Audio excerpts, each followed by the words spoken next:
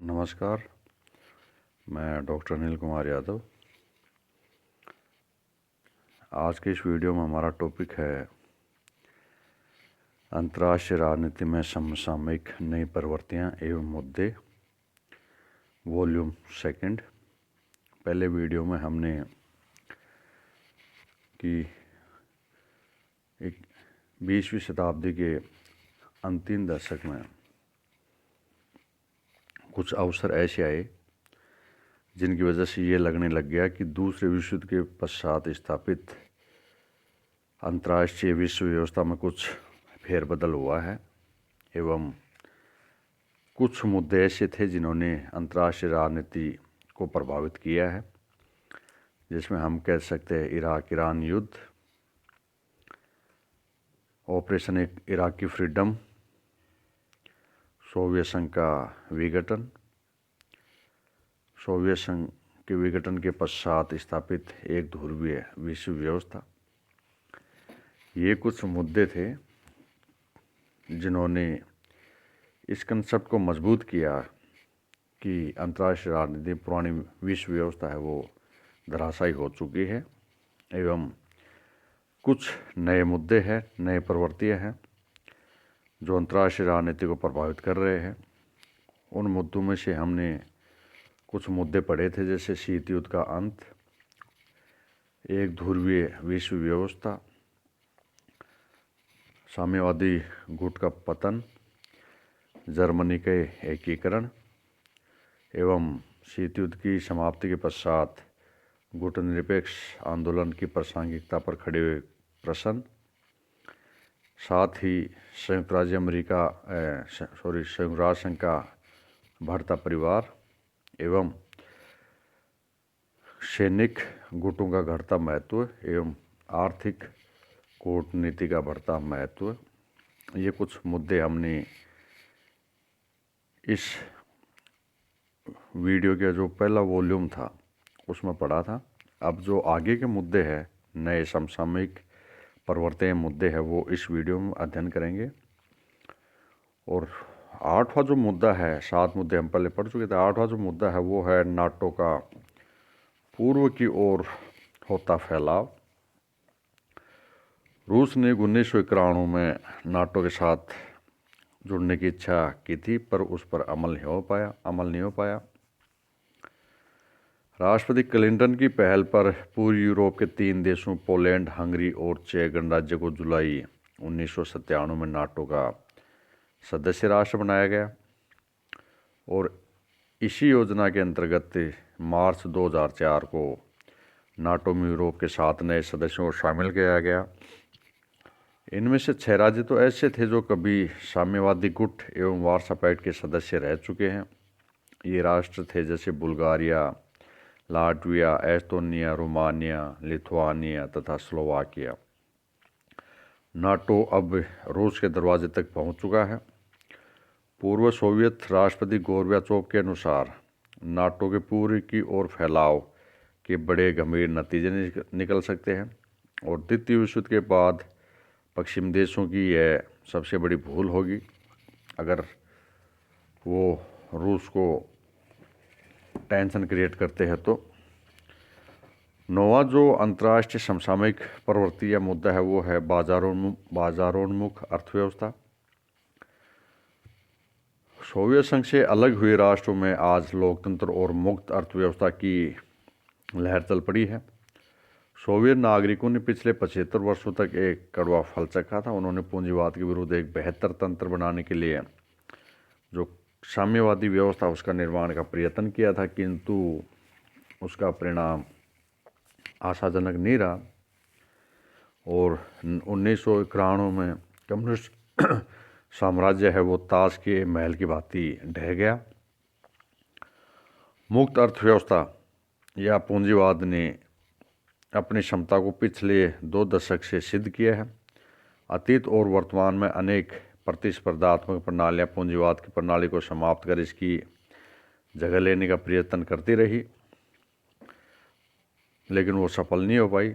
फिर भी हम कह सकते हैं कि आज आर्थिक विकास के लिए दुनिया के अधिकांश देशों ने पूंजीवादी मॉडल या बाजारोन्मुख अर्थव्यवस्था का सिद्धांत अपना लिया है और जिसकी मुख्य विशेषता है मुक्त व्यापार, प्रतियोगिता, स्वतंत्र समझौते बाजार तथा बाजारू समाज, आर्थिक क्षेत्र में राज्य का कम से कम नियंत्रण इत्यादि। 10वां जो समसामयिक मुद्दा है वो है यूरोप के एकीकरण की दिशा में बढ़ते चरण। दूसरे विश्व युद्ध के पश्चात यूरोप एक विभाजित यूरोप का परिचय थे और शीत युद्ध के समय तो समस्त यूरोप है वो पूंजीवादी एवं साम्यवादी विचारधारा में विभाजित हो गया था। लेकिन पिछले एक दशक से यूरोप के एकीकरण की प्रक्रिया में काफ़ी तेज़ गति से विकास हुआ है। साम्यवाद और पूंजीवाद पूर्वी और पश्चिमी यूरोप, नाटो और वार्सा देशों का कर्तव्य विभाजन आज समाप्त हो चुका है। सोवियत संघ का निर्माण प्रगति पर है। यूरोपियन संघ का निर्माण प्रगति पर है एवं जनवरी 1999 से संयुक्त यूरोपीय मुद्रा का औपचारिक प्रचलन शुरू हो चुका है। 11 दिसंबर 1991 को संपन्न मैस्ट्रिक्ट संधि यूरोपियन एकीकरण की दिशा में एक महत्वपूर्ण मील का पत्थर है। मई जून 2005 में यूरोपियन संघ की दुनिया ही बदल गई है और संघ से जन्म देने वालों ने इस संविधान को नकार दिया। यूरोपियन संघ के लिए जो यूरोपियन संघ बना था उसके लिए एक संविधान बना, इसके कुछ कानून कायदे बने, इसकी एक मुद्रा का प्रचलन हुआ। लेकिन कुछ घटनाएं ऐसी भी हुई जिन्होंने सोवियत संघ का नक्शा ही बदल दिया, यूरोपियन संघ का नक्शा ही बदल दिया। फ्रांस और हॉलैंड में खासे घरेलू कारण भी रहे। दोनों देशों में चुनी सरकारों के प्रति लोगों की अच्छी नाराज़गी हुई। परिणाम स्वरूप फ्रांस में शिराक को नापसंद किया जा रहा है। हॉलैंड की क्रिश्चियन डेमोक्रेटिक सरकार भी आर्थिक मोर्चे पर नाकामी के कारण अलोकप्रिय रही। कहने का मतलब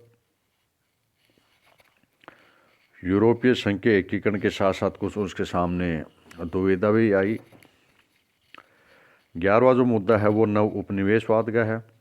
विकासशील देश उपनिवेशवाद का विरोध कर रहे हैं और नई अंतर्राष्ट्रीय आर्थिक व्यवस्था की स्थापना चाहते हैं, क्योंकि वो जो पुरानी उपनिवेशवादी व्यवस्था है, अंतर्राष्ट्रीय आर्थिक व्यवस्था है, उसको शोषणकारी मानते हैं एवं इस आर्थिक व्यवस्था का लोकतांत्रिक चाहते हुए ऐसी व्यवस्था चाहते हैं जिसमें विकासशील राष्ट्र भी अपना विकास कर सके। आज विश्व व्यापार संगठन एक पुलिसमैन की भूमिका अदा कर रहा है। यह एक विकराल व्यवस्था है जिसे विकसित राष्ट्रों खासकर अमेरिका एवं बहुराष्ट्रीय कंपनियों ने विकासशील राष्ट्रों के शोषण करने वाले हथियार के रूप में इस विश्व व्यापार संगठन को काम में ले रहे हैं। मार्च 2003 में इराक पर अमेरिकी हमला आर्थिक साम्राज्यवाद का एक नया अमेरिकी संस्करण है। इस बार अमेरिका का इरादा इराक पर कब्जा कर एक पिट्ठू सरकार कायम कर तेल राजनीति अपनाने का है जिसका विश्वव्यापी असर होगा। तो ये उदाहरण है नव उपनिवेशवाद का। 12वां जो अंतर्राष्ट्रीय राजनीति का नई प्रवृत्ति है वो है राष्ट्रपति बुश की नई विश्व व्यवस्था। खाड़ी युद्ध की समाप्ति के बाद अमेरिकी पूर्व राष्ट्रपति बुश ने एक नई विश्व व्यवस्था का निर्माण की बात कही, परंतु उस समय उसकी नई विश्व व्यवस्था की जो अवधारणा है वो स्पष्ट नहीं थी। ऐसा लगता था कि उसकी नई विश्व व्यवस्था का अर्थ है संयुक्त राष्ट्र संघ, विश्व बैंक और अंतर्राष्ट्रीय मुद्रा कोष जैसी संस्थाओं पर अमेरिकी वर्चस्व।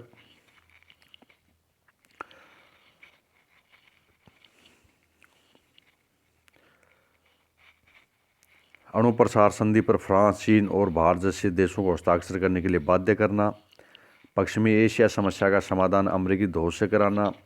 तो ये कुछ मुद्दे थे जिनके आधार पर अमेरिका एक नई विश्व व्यवस्था की स्थापना करना चाहता था अपनी दादागिरी या धौंस जमा कर। 13वां जो समसामयिक मुद्दा है वो है यूरोप में विघटन की प्रवृत्ति। पिछले कुछ वर्षों के दौरान भूतपूर्व सोवियत संघ और पूर्वी यूरोप के देशों में साम्यवाद की समाप्ति और उदारीकरण एवं लोकतंत्रीकरण की प्रवृत्ति को बढ़ावा मिला है। सोवियत संघ टूटकर स्वतंत्र राष्ट्रों के रूप में विभाजित हो चुका है। दूसरा ऐसा देश यूगोस्लाविया है जो पहले एक मजबूत राष्ट्र था और विश्वव्यापी गुणनिरपेक्ष आंदोलन का अगुवा राष्ट्र था, लेकिन उसका भी विभाजन कई छोटे राज्यों में हो चुका है। 4 फरवरी 2003 में यूगोस्लाविया का नया नाम सर्बिया एवं मोंटेनेग्रो रख दिया गया है। तो ये इसी प्रकार विघटन की इस प्रवृत्ति ने पड़ोसी राष्ट्र चेकोस्लाविया को भी अपनी चपेट में ले लिया, जहां आर्थिक असमानताओं और जातीय भेदभावों के कारण विघटन की मांग को बल मिला है। और 19 जून 1992 को इस बारे में एक समझौता भी हुआ और 75 वर्ष पुराने चेकोस्लाविक और परिसंघ को विभाजित कर दिया जाए। और जनवरी 1993 में भूतपूर्व चेकोस्लाविया का औपचारिक रूप से 2 गणराज्यों चेक गणराज्य और स्लोवाकिया में विभाजन हो चुका है। 14वां जो मुद्दा है वो है नए संगठनों का जन्म। शीटो वार्सा पैक्ट जैसे सैनिक संगठनों का निर्माण शीत युद्ध की देन थी, लेकिन उसके पश्चात SAARC, ASEAN, group 8, group 15, group 24, APEC, NAFTA, हिम्मत शेख, BIMSTEC, D8, Shanghai 5, Asia cooperation dialogue, खाड़ी सहयोग परिषद, G20, ब्रिक्स आदि नए संगठनों का निर्माण हुआ है। आज इस नई 21वीं शताब्दी में जो सैन्य संगठन थे उनका महत्व कम हुआ है और उसके स्थान पर जो आर्थिक आधार पर बने हुए संगठन है वो प्रभावशाली भूमिका निभा रहे हैं। 15वां जो अंतर्राष्ट्रीय राजनीति में नया मुद्दा है वो है उत्तरी और दक्षिण कोरिया एकीकरण पर सहमति। जून 2000 को दक्षिणी और उत्तरी कोरिया ने एकीकरण और मेल मिलाप के ऐतिहासिक समझौते पर हस्ताक्षर किए और इस हेतु कई शिखर वार्ताएं चल रही है, जिसमें उत्तरी और दक्षिण कोरिया के मध्य मतभेद को समाप्त कर एकीकरण की दिशा में कदम बढ़ाए जा रहे हैं। 16वां जो मुद्दा है वो दक्षिण का उदय। सन 2008-9 के वित्तीय संकट में विकसित अर्थव्यवस्थाओं ने बढ़ना बंद कर दिया, तब से दक्षिण के उदय की चर्चा होने लगी है। आज दक्षिण का उदय अपनी गति और आकार में अभूतपूर्व है। 21वीं सदी में दक्षिण का उदय सार्वजनिक स्वास्थ्य, शिक्षा, परिवहन, दूरसंचार, राष्ट्रीय अभिशासन में बड़ी प्रगति के साथ साथ हुआ है। आज अर्जेंटीना, ब्राज़ील, चीन, भारत, इंडोनेशिया, मैक्सिको, दक्षिण अफ्रीका और तुर्की का कुल सकल घरेलू उत्पाद अब अमेरिका के सकल घरेलू उत्पाद के बराबर हो चुका है। कहने का मतलब जो विकासशील राष्ट्र है वो आज तीव्र गति से विकास कर रहे हैं। 17वां जो मुद्दा है वो है अरब देशों में जनक्रांतियां बनाम तानाशाही। मिस्र की जनता ने मात्र 18 दिन के भीतर वर्षों की तानाशाही सरकार का अंत कर एक नया इतिहास रचा है। ट्यूनीशिया की जनक्रांति से प्रेरित मिस्र की इस क्रांति ने सिर्फ 30 वर्षों में सत्ता पर काबिज राष्ट्रपति मोहम्मद होसनी शहीद मुबारक को हटाया नहीं, बल्कि पूरे विश्व में तानाशाही के खिलाफ लड़ने के लिए जनता को एक नया रास्ता भी दिखाया है। 25 जनवरी 2011 से शुरू हुआ अहिंसक और जनवादी आंदोलन निरंतर आगे बढ़ता रहा, जिसमें छात्र, नौजवान और मजदूर किसानों ने हुस्न मुबारक के शासन के खिलाफ लड़ाई लड़ी एवं लोकतंत्र को स्थापित करने में महत्वपूर्ण योगदान दिया।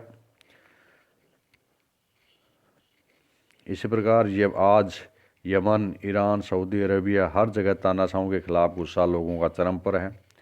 आर्थिक विकास का न होना, युवाओं के सामने रोजगार के अवसर नहीं होना, तानाशाहों का बर्बरतापूर्ण रवैया, ये कुछ मुद्दे हैं जिन्होंने आम जन को इन तानाशाही शासकों के खिलाफ बगावत करने को मजबूर किया। इसका परिणाम ये हुआ कि आज लोकतंत्र है वो मजबूत स्थिति में है एवं फल फूल रहा है। एक जो मुद्दा है अंतर्राष्ट्रीय राजनीति का नया मुद्दा है वो है बहुध्रुवीयता की ओर बढ़ते कदम। सोवियत संघ के पतन के पश्चात विश्व में एक ध्रुवीय विश्व व्यवस्था स्थापित हुई, जिसका नेतृत्व जिसकी कमान अमेरिका के हाथों में थी। लेकिन आज रूस चीन के नेतृत्व में विश्व बहुध्रुवीयता की ओर बढ़ रहा है। रूस और चीन के नेतृत्व में इन राष्ट्रों ने अमेरिकी दादागिरी को समाप्त करने का प्रयास किया, उसका विरोध करना शुरू किया है। परिणाम स्वरूप ये हुआ कि आज विश्व में रूस और चीन के साथ साथ फ्रांस, जापान, जर्मनी, संभावित भारत भी एक आर्थिक महाशक्ति के रूप में उभर रहे हैं और विश्व व्यवस्था को बहुध्रुवीय विश्व व्यवस्था में स्थापित करने के लिए प्रयासरत है।